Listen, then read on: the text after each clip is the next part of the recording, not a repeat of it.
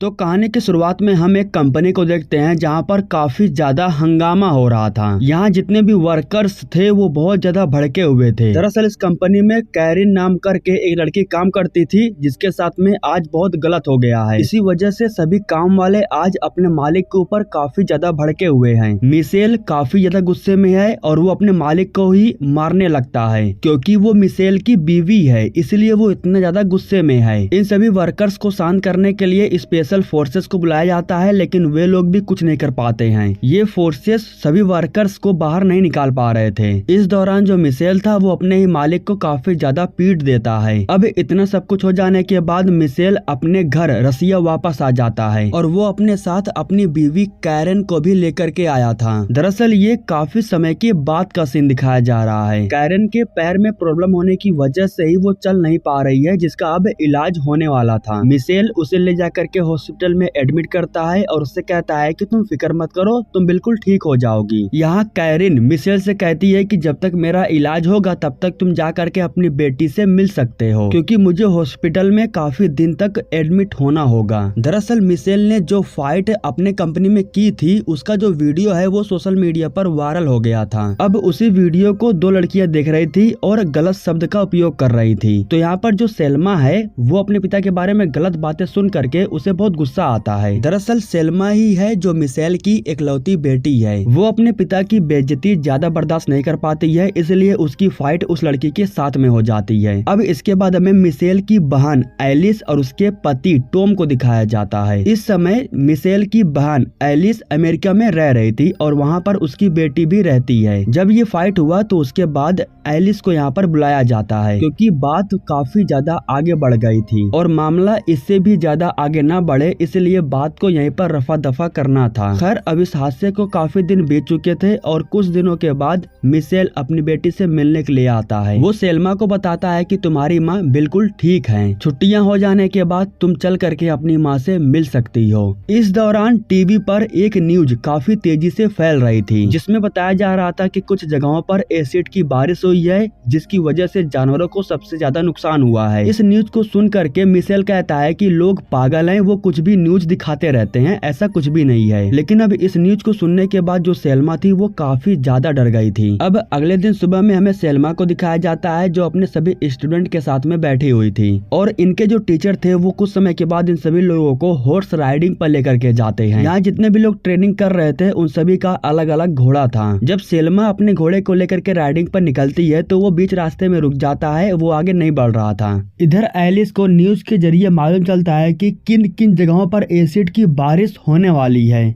और वो जगह उनमें से एक थी जहां पर सेल्मा अपनी हॉर्स की ट्रेनिंग कर रही थी। इसके बाद एलिस फौरन अपने भाई मिशेल के पास कॉल करती है और उन्हें बताती है कि हमें फौरन सेल्मा के पास जाना होगा। इसके बाद ये दोनों एक साथ इकट्ठा होते हैं और सेल्मा के कॉलेज में जाते हैं। अब कुछ समय के बाद कॉलेज पहुंच जाने के बाद एलिस कॉलेज के अंदर जाती है सेल्मा को ढूंढने के लिए, लेकिन अंदर जाने के बाद एलिस को मालूम चलता है कि कुछ स्टूडेंट हॉर्स राइडिंग करने के लिए जंगल की तरफ गए हैं। इसके बाद एलिस वापस आ जाती है और मिशेल को लेकर के जंगल की तरफ जाने लगती है, लेकिन पुलिस वालों को पहले से ही आगाह कर दिया गया था कि वो किसी को भी आगे ना जाने दें, क्योंकि सबको मालूम चल गया था कि सामने की तरफ से जो बादल आ रहे हैं उसके अंदर एसिड है, यानी कि यहाँ पर एसिड की बारिश होने वाली है। लेकिन फिर भी यहाँ पर मिशेल रुकता नहीं है, वो अपनी बेटी को बचाने के लिए जंगल की तरफ चला ही जाता है। जंगल में हम देखते हैं कि एसिड की बारिश अब धीरे धीरे शुरू हो रही थी, इसलिए जो घोड़े थे वो बहुत ज्यादा घबरा गए थे और भाग रहे थे। सेल्मा भी अपने घोड़े को छोड़ करके यहाँ से भागने लगती है। इधर मिशेल उस जगह पर पहुँच जाता है जहाँ पर सभी घोड़ों को रखा गया था, लेकिन यहाँ कहीं पर भी उसकी बेटी उसे नहीं मिलती है। हालांकि कुछ समय के बाद सेल्मा भागते हुए उस जगह पर आकर के पहुँच चुकी थी। उसकी मुलाकात उसके पिताजी से हो जाती है और उसके पिता उसे लेकर के अंदर भाग जाते हैं। एसिड की बारिश शुरू होने से पहले ये लोग कारखाने के अंदर चले गए थे। मिशेल अपनी बहन के पास कॉल करता है और उसे वहाँ पर आने के लिए कहता है। एलिस फौरन जा करके कार को लेकर के यहाँ पर आती है और ये दोनों कार में जा करके बैठ जाते हैं। अब एलिस कार को स्टार्ट करती है और यहाँ से निकलने लगती है, लेकिन जैसे कि एसिड की बारिश हुई थी इसलिए कुछ दूर जाने के बाद ये लोग को मालूम चलता है कि ट्रैफिक जाम हुआ है। एसिड की बारिश लोगों के ऊपर हो रही थी, लोग चिल्ला रहे थे, कहीं रुकने के लिए जगह ढूंढ रहे थे। एलिस फौरन कार को स्टार्ट करती है और दूसरी तरफ भाग जाती है। यह सब कुछ देख करके जो सेल्मा थी वो काफी ज्यादा डरी हुई थी और वो रो भी रही थी। अब कुछ समय के बाद एसिड की बारिश रुक चुकी थी और ये लोग एक जगह पर रुके हुए थे और अपने लिए ढेर सारा सामान इकट्ठा कर रहे थे ताकि अगली बार जब एसिड की बारिश हो तो ये लोग बच सके। अब इन लोगों को ये शहर छोड़ करके दूसरे शहर में जाना होगा क्योंकि ये शहर अब बिल्कुल भी सुरक्षित नहीं है। कार को अच्छे से ढकने के बाद ये लोग कार को स्टार्ट करके बॉर्डर की तरफ निकल पड़ते हैं, लेकिन लगातार एसिड की बारिश होने की वजह से इनकी जो कार थी वो डैमेज हो जाती है। अब इनकी कार में इतना दम नहीं था कि वो आगे बढ़ सके, वो एक जगह पर रुक जाती है। हाँ, लेकिन इनकी जो किस्मत थी इतनी अच्छी थी कि जहाँ पर इनकी कार खराब हुई वहाँ से कुछ ही दूर पर इन्हें छोटे छोटे घर मिल जाते हैं। चलो एक काम तो अच्छा हुआ, कम से कम इन्हें रहने के लिए एक अच्छा घर तो मिल गया है। इस घर के अंदर ये लोग एक बिल्ली को भी देखते हैं। इन्हें जोरों से प्यास लगी हुई थी, लेकिन एसिड में पानी है कि नहीं ये भी तो चेक करना जरूरी था। जिसके बाद मिशेल नल में से पानी निकाल करके बिल्ली के सामने रख देता है और बिल्ली उसे पीने लग जाती है। यह देख करके एलिस और सेल्मा इन दोनों को ही बहुत बुरा लगता है क्योंकि ये दोनों ही नहीं चाहते थे कि अपने स्वार्थ के लिए हम एक जानवर को जान से मार दें। जिस सामान में मिशेल ने पानी को निकाला था कुछ समय के बाद उसे मालूम चलता है कि वो सामान पिघल चुका है। इसे देख करके हम ऐसा मान सकते हैं कि नल में से जो पानी आ रहा था उसमें एसिड मिला हुआ था। खाना पीना खा लेने के बाद रात के समय में जब सभी लोग सो जाते हैं तब सेल्मा की आंख खुलती है और वो जा करके उस बिल्ली को ढूंढने लगती है, जहाँ पर उसे कुछ खून के निशान दिखाई देते हैं। इसके बाद उसे मालूम चलता है कि वो पानी पीने की वजह से ही उस बिल्ली की मौत हो चुकी है। अब बिल्ली की मौत की वजह से सेल्मा को दुख होता है और वो रोने बहुत लगती है और इसी वजह से वो अपने पिता से थोड़ा नाराज भी हो गई थी। खैर अब जो भी हो, अगले दिन सुबह हो जाने के बाद ये लोग उठते हैं और अपने सामान को लेने के बाद बॉर्डर की तरफ निकल पड़ते हैं क्योंकि इस जगह पर कभी भी बारिश हो जाने वाली थी, इसलिए इन्हें फौरन दूसरे शहर में जाना होगा। काफी लंबी यात्रा कर लेने के बाद सभी लोग एक साथ बॉर्डर के पास जाकर के पहुंच जाते हैं और बॉर्डर के अंदर उन्हीं लोगों को लिया जा रहा था जो लोग एसिड के बारिश से इन्फेक्टेड नहीं हुए थे, क्योंकि बहुत से लोगों को ऐसा लग रहा था कि ये एक वायरस की तरह है। यहाँ पर एलिस को बॉर्डर के अंदर ले लिया गया था, लेकिन अभी भी सेल्मा और मिशेल बाहर के साइड में थे और ज्यादा भीड़ होने की वजह से इन लोगों को अंदर नहीं लिया गया था। इधर ये लोग जैसे ही ब्रिज को क्रॉस करने वाले थे तभी ब्रिज के ऊपर का जो हिस्सा था वो टूट जाता है, जिसकी वजह से चारों तरफ भगदड़ मच जाती है। जल्दबाजी की वजह से पुल टूट जाता है और बहुत से लोग पानी में आकर के गिर जाते हैं। सबसे बड़ी दिक्कत की बात यह है कि पानी में एसिड की मिलावट हो गई थी। इसका मतलब साफ है कि जो लोग पानी में गिरे हैं उनका बचना नामुमकिन है। एलिस भी पानी में गिर गई थी और वो भी जल करके मारी जाती है। सेल्मा और मिशेल को यह देख करके बहुत दुख होता है, लेकिन वो कुछ भी कर भी तो नहीं सकते थे। नदी के किनारे कुछ समय तक बैठ करके ये लोग रोते हैं और उसके बाद ये लोग आगे का सफर तय करते हैं। जो लोग अभी बचे हुए थे उन लोगों को रेस्क्यू टीम रेस्क्यू करके दूसरे शहर में लेके जाने वाली थी। इस दौरान मिशेल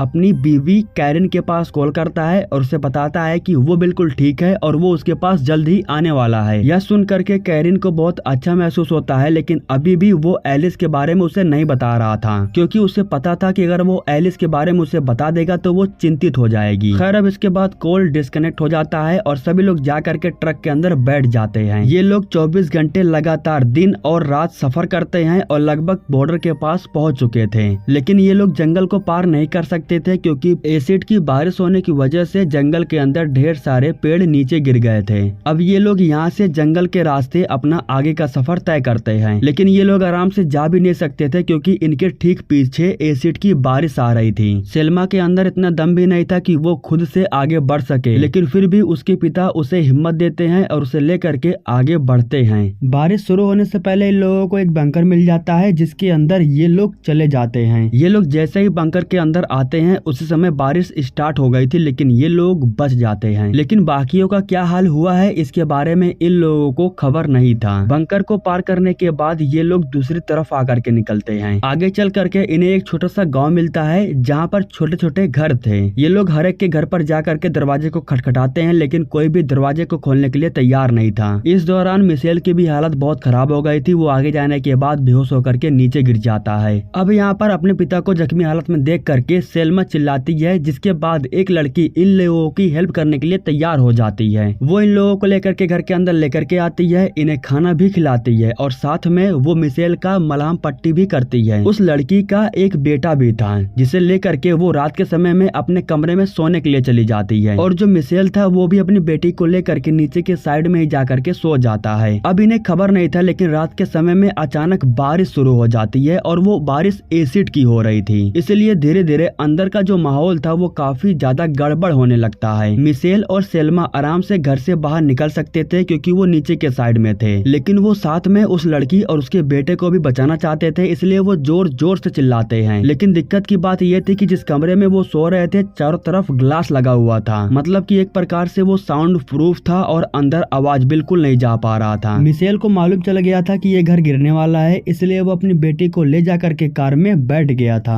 और कार में बैठने के बाद अपनी बेटी को लेकर के यहाँ से निकल जाता है। सेल्मा काफी ज्यादा रो रही थी क्योंकि ये दूसरी बार था जो उसके सामने ये हादसा हो रहा था। सेल्मा बार बार चिल्ला करके अपने पिता से कह रही थी कि आपकी वजह से ये सब कुछ हुआ है, आप चाहते तो उन्हें बचा लेते। यह सुन करके मिशेल भी काफी गुस्सा हो जाता है और वो अपनी बेटी के ऊपर ही चिल्ला देता है। इसके बाद वो कार से बाहर आकर के बैठ जाता है और तभी जो उसकी बेटी थी वो कार से बाहर निकल करके यहाँ से कहीं दूर भाग करके चली जाती है, क्योंकि वो बहुत ज्यादा परेशान थी और कुछ समय के लिए खुद को अकेला रखना चाहती थी। मिशेल अपनी कार को लेता है और उससे अपनी बेटी को ढूंढने लगता है, लेकिन थोड़ी दूर आगे जाने के बाद उसकी जो कार थी वो एक कीचड़ में फंस जाती है। जिस जगह पर वो फंसा हुआ था वहाँ पर भी एसिड की बारिश हुई थी, लेकिन फिर भी वो बड़ी मुश्किल से वहाँ से बाहर निकल जाता है। इधर जो सेल्मा थी वो भी एक सामान के ऊपर जाकर के बैठ गई थी, क्योंकि वहाँ पर भी एसिड की बारिश हुई थी और पानी बह करके वहाँ पर आ रहा था। हालांकि कुछ समय के बाद उसके जो पिता थे वो आते हैं और उसे बचा करके यहाँ से लेकर के निकल जाते हैं, लेकिन जैसे कि मैंने आपको बताया कि एसिड का पानी यहाँ पर बह करके आया था, इसलिए उनके पैरों में काफी ज्यादा तकलीफ हो जाती है। जब वो कार के पास आकर के पहुंच जाते हैं तब वो अचानक से बेहोश होकर के नीचे गिर जाते हैं और अगले दिन सुबह में हमें मालूम चलता है कि उनके जो पैर थे वो बहुत ही बुरी तरीके से जल गए थे। बाप और बेटी कार के ऊपर ही लेटे हुए थे, लेकिन सुबह हो जाने के बाद इनके पास रेस्क्यू टीम आती है और इन्हें बचा करके लेकर के चली जाती है। जहाँ पर ये लोग आते हैं वहाँ पर बहुत से लोगों को रेस्क्यू करके लाया गया था। यहाँ पर मिशेल को एडमिट किया जाता है और उसका इलाज भी किया जाता है, जिसकी वजह से मिशेल बिल्कुल ठीक हो जाता है। अब इस तरीके से दोस्तों मिशेल अपनी बीवी से जाकर के मिल सकता है, क्योंकि वो धीरे धीरे अब ठीक हो जाएगा। और फाइनली दोस्तों इसी के साथ ये कहानी यहीं पर समाप्त हो जाती है। दोस्तों हमारे YouTube चैनल को सब्सक्राइब करने के लिए आप लोगों का दिल से शुक्रिया।